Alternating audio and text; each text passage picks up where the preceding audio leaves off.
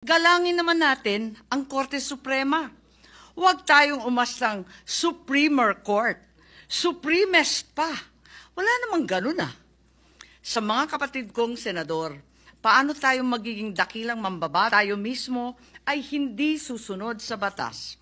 Ang boses ng Korte Suprema ay boses ng konstitusyon.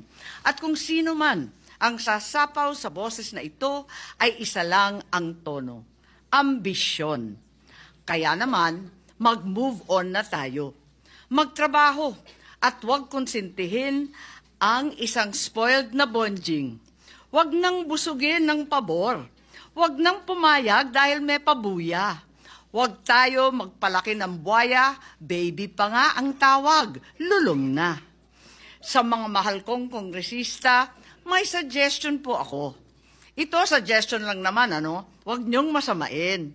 Kesa inaatupag ninyong palitan ang pinili ng taong bayan. Binoto. Bakit di nyo nalang palitan ang tao, kayo naman lang ang pumili?